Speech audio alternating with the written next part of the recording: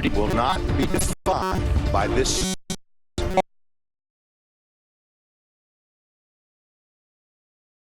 act of violence.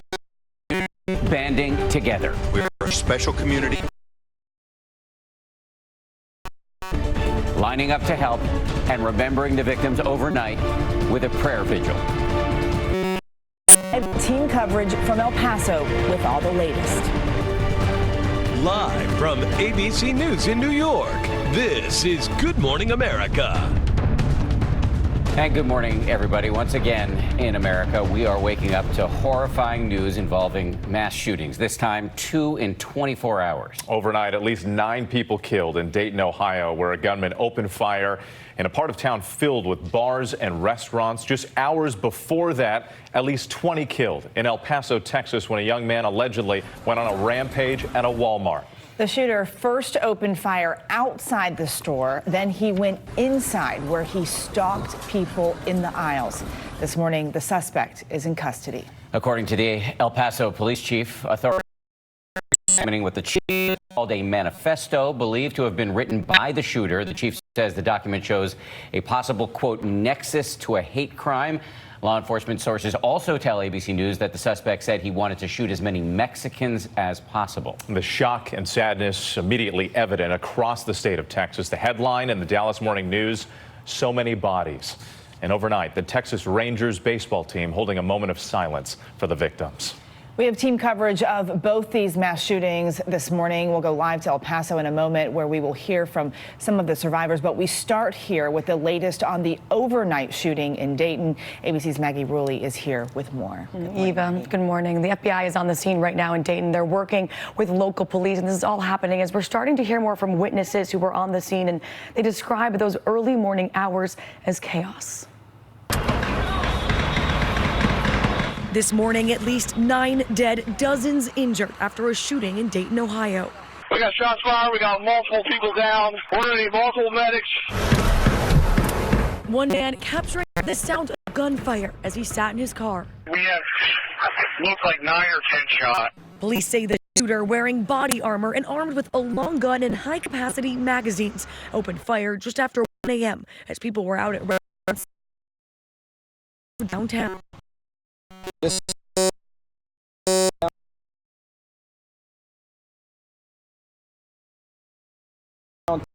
Officers nearby quickly responded, blocking off roads. We need first medic and net several down.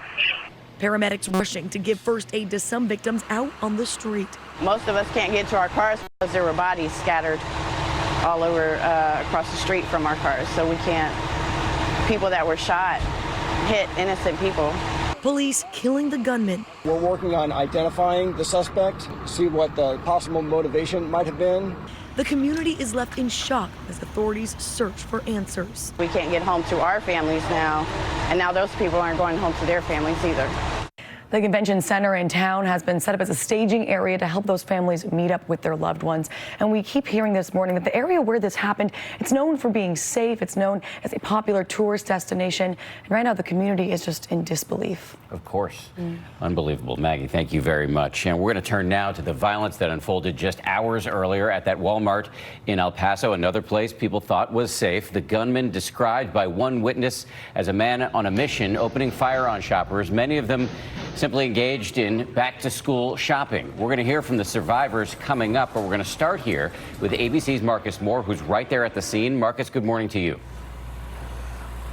Dan, one of the most striking things you'll see this morning is all of the cars in the lot off in the distance behind me. This scene is almost just as it was on Saturday morning when police say a 21-year-old man opened fire on dozens of innocent people. This morning, new video capturing the chaos of a gunman's vicious attack at an El Paso Walmart. The suspect killing at least 20 people and injuring more than 26 others. AK, somebody's got shot. These surveillance images obtained by KTSM appearing to show the alleged gunman walking through the store's front doors with his weapon pointed ahead. Heard a gunshot, one shot heard. The first 911 calls coming in at 10:39 Saturday morning. The attack would go on for 6 terrifying minutes before police got to the scene. Inside the store at the time, 1,000 to 3,000 shoppers, along with 100 employees. We heard like shots, like 3 shots, boom, boom, boom, 1, 2, 3. We need tactical units to go ahead and start responding to help support at the Walmart. Get people at doorways, get people holding hallways. The wounded ranging in age from just 2 to 82 years old. Some of the injured seen here being rolled out on carts to get medical help. Customers in other stores at the Cielo Vista Mall quickly rushed out while officers worked to find the shooter. I hear them closer and louder, and that's when I realize, I'm like, okay, this is like serious. The suspect, who allegedly drove more than 600 miles from Allen, Texas, taken into custody just over 20 minutes after the first shots rang out. The person that was taken into custody without incident, and no law enforcement personnel fired their weapons. Law enforcement officials tell us the alleged shooter is 21-year-old Patrick Crucius of Allen, Texas, also saying that an assault-style rifle similar to an AK-47 and several magazines were secured at the scene, and that after he was taken into custody, the suspect allegedly told investigators he wanted to shoot as many Mexicans as possible. And when asked if the political environment could have contributed to the attack, the Texas governor pivoted. I think we need to focus more on memorials before we start the politics. Later in the day, President Trump tweeting the shooting was not only tragic, it was an act of cowardice, writing, "I know that I stand with everyone in this country to condemn today's hateful act."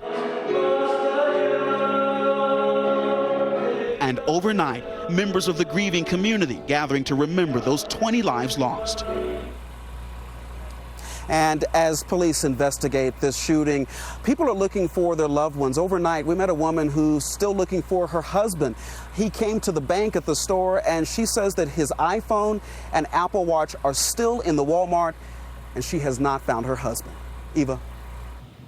Marcus, thank you. Terrifying moments as bullets started flying. Joining us now from El Paso is Al Hall. Al, you came face to face with the shooter. Yes, I was. I seen him as he aimed the assault rifle AK-47 towards me as he entered the store. And how did you manage to escape him unharmed? Off a prior experience, I kind of knew it took him a couple of seconds for him to raise his gun to aim towards me directly. So I had enough time to duck down with the person next to me and then take cover and then run off and take cover again. And as you were there, did it appear the shooter was targeting specific people, or was that shooter just shooting randomly? At first, when he entered the store, he gave me a smirk, so I knew and aimed directly towards me. So it was directly to me. And then he hit the person next to me. They were on the floor. And then after that, I kind of feel like I was still targeted, so I kept moving. And then after I lost the person, the shooter, then apparently after that, he was just shooting generally to towards everybody. What goes through your head when someone walks into a Walmart? I mean, that's a place that so many people go to on a Saturday morning. What walked through my head, the first thing was I heard the shots, so I assumed it was firecrackers. Then I noticed there was no pattern, so I assumed it was a handgun, maybe an adolescent that was just shooting off rounds of a handgun. Then I heard a burst of 60 rounds, and I knew it was assault rifle or automatic weapon. So at that point, that's why, I became fragile to the situation, a little frantic. Our thoughts and prayers are with you and all of those people there in El Paso, Texas. Thank you so much, Al, for joining us. No problem. Have a good day. Harrowing story. Overnight in El Paso, a prayer vigil for the victims, and ABC's Will Carr is at one of the hospitals where people are being treated. Will, good morning to you. And Dan, it has been a heartbreaking morning here in El Paso. Families have been rushing to hospitals across the city, praying that their loved ones survive this attack. This morning, desperate pleas for help. All I want to do is find my mom. I want to know if she's dead or alive, or if she's still in Walmart. In what marks the deadliest shooting this year. She would have called. She has 7 kids, 20-something grandchildren, and I don't know how many great-grandchildren. Witnesses telling the chilling details as the gunman opened fire on thousands of people at this Walmart store. Bystanders say the gunshots seemed endless. He starts pop, pop, pop, pop, pop. He's going for that semi. He's trigger finger. From what one guy told me, he saw the shooter shoot, started shooting, and as that person's on the ground, he shoots him again to make sure he's dead. People were desperate to escape. People were just trying to get out of there, trying to go to the closest stores that they could. trying to push people out the way or trying to get them to go with them. One woman's heroic action saved dozens of terrified victims. I probably shouted, they're shooting, get out. I believe I pushed people out of the exit. But she wasn't able to help everyone. And then there was this senior citizen lady that I tried to help and I couldn't, and I just told her to move faster and she couldn't move faster, so I left her there and I needed to get out because the shooter was getting closer and closer, and so I was I just told her to get down and hide. Nearly 24 of the injured transported to local hospitals. El Paso residents reacting immediately after a call to action from the police department tweeting blood needed urgently. Tons of people answering that call, lining up for hours to donate blood. All of the victims were rushed to 3 hospitals here in El Paso. This morning, more than a handful are still in critical condition. Whit. And we are all thinking about those victims. Will Carr, thank you so much. Police say they're already looking into capital murder charges against the alleged gunman. ABC's Kira Phillips is in Washington with that part of the story and what we're learning about the suspect. Kira, good morning. Good morning, Whit. Well, witnesses described the gunman as walking towards the Walmart calmly and confidently, as if on a mission. And now investigators are working to determine, as you know, what motivation was driving that mission. It's unclear if he's cooperating with law enforcement right now, but authorities say that the interview process is still ongoing and that they're searching his house media history for answers. As you've heard earlier, sources are telling us that his goal was to, quote, shoot as many Mexicans as possible. So the possibility, Whit, that this massacre was racially motivated certainly is a leading theory for investigators right now. And Kira, you're learning more about reports of a document linked to the killer that expressed anti-immigrant views. Right. And the El Paso police chief is saying that investigators are looking into what he is calling a manifesto. And it's believed to have been written by the shooter, Whit, saying that it shows a possible nexus to a hate crime. That document expressing fear that white voters in the U.S. will be replaced by Hispanics. The FBI is currently reviewing evidence right now to determine whether this massacre can actually be classified as a hate crime or domestic terror attack, and whether to move forward with federal charges. All right, Kira Phillips for us in Washington. Thank you. Well, Democratic presidential candidates recording voters in Vegas when they learned about the shooting, including Beto O'Rourke, who calls El Paso home. ABC's Rachel Scott is in Las Vegas with how he and his fellow 2020 contenders are responding to the tragedy. El Paso is the strongest place in the world. It was an emotional response from a presidential candidate horrified by yet another mass shooting, this one in the community he calls home. Former Congressman Beto O'Rourke shifting his focus, turning from making a pitch to voters in Las Vegas when I was on the city council to comforting families of victims at a hospital in El Paso, joining other candidates in calling out President Trump's rhetoric as they push for stricter gun control. He is a racist, and he stokes racism in this country. The President of the United States is condoning white nationalism. Former Vice President Joe Biden also speaking out against gun violence. This is a sickness. This is well beyond anything that we should be tolerating. And Senator Bernie Sanders taking a moment of silence to keep those families in mind for victims at his campaign stop. Whether people are gun owners or non-gun owners, they believe in expanded and universal background checks, ending the gun show loophole, and also banning, in my view, assault weapons. Other Democratic candidates weighing in too. Every day we wait, more people are dying all around America, roughly 100 a day. It's too much, and it is within our grasp to do something about it. A crowded field finding common ground on what they call an urgent issue. It is an emergency. Everybody knows it. And now it's up to the American people whether or not we will rise to the occasion.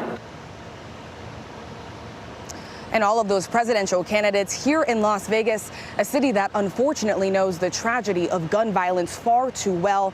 The entire Democratic field will be invited back here in the fall for a gun control forum as this community marks the 2nd anniversary of the Las Vegas mass shooting. Dan? Rachel Scott in Las Vegas, thank you. Let's bring in ABC's chief White House correspondent, Jonathan Karl, who's going to be hosting This Week later this morning. John, good morning. Right now we're in the middle of an all too familiar macabre dance that we do as a country after these mass shootings, where Democratic politicians come out and call for new legislation on guns, and then essentially nothing happens. So is there any reason to believe that this time could be different? You know, Dan, I covered day in and day out of the battle after Sandy Hook, and I would never have predicted in the midst of that Congress would end up doing absolutely nothing on this. So it's hard to say that it will change this time, but I've got to tell you there are indications that the political wins on this have changed. If you look at the polling, Dan, just this past May, there was a poll that showed 94% of voters are in favor of universal background checks. 94%, 63% in favor of a ban on assault weapons, on assault-style weapons. So that the atmosphere has changed. And one other thing, if you look at the midterm elections, and this is different, in the midterm elections in 2018, you saw a large number of candidates running explicitly on platforms of strengthening gun laws and winning. Several of the Democrats who are running for president right now are tying President Trump to these mass shootings. Now, take a listen to what they're saying. Does any of this fall at the feet of President Donald Trump and his rhetoric that's been growing over the last couple weeks, and his alleged racist tweets and other rhetoric? Yes. We've had a rise in hate crimes every single one of the last 3 years. During an administration where you have a president who's called Mexicans rapists and criminals. Is it fair, John, to tie the president to this violence? Well, Dan, whether or not it's fair, he's going to have to answer those questions. The bottom line is this president has had a rhetoric on immigration and on immigrants that has been deeply divisive. And this is going to be something that he is going to have to answer for. Something we're going to hear a lot about on the campaign trail, no question about it. John Karl, I know you're going to be talking about it a lot this morning. As a reminder, John has a big show. He's going to go one-on-one with the acting White House Chief of Staff, Mick Mulvaney. That's coming up on This Week right here on ABC. John, thank you again. Let's switch gears now and get a check of our weather. And Brittany Bell from our Raleigh station, WTVD, is in this morning for Rob. Good morning, Brittany. And good morning to you, too. Right now, we are watching multiple fires out west, and one in particular, looking at the Clayton fire. That burned about 650 acres. That fast-moving fire is about 75% contained. And that heat out west is not helping matters right now, leading to another day of triple-digit temperatures. You can see highs near 114 degrees in Palm Springs, and still watching multiple heat alerts stretching from Death Valley all the way towards Phoenix. That heat will not break over the next few days. Temperatures staying well above 100 degrees, as high as 119 in Death Valley. Farther to the north, a cold front sparking a round of showers and storms across the high plains leading into the Midwest. Some of those storms could be severe. Looking at that slight risk stretching from Wisconsin all the way as far south as South Dakota, they could see gusty winds, large hail, and maybe even a few tornadoes. That's a look at what's happening across the country. Here's a look at what's going on in your neighborhood. Hello and happy Sunday. Meteorologist Alex looking here. Partly cloudy skies today. We could have a few stray storms between around 1 and 3 o'clock. Diminish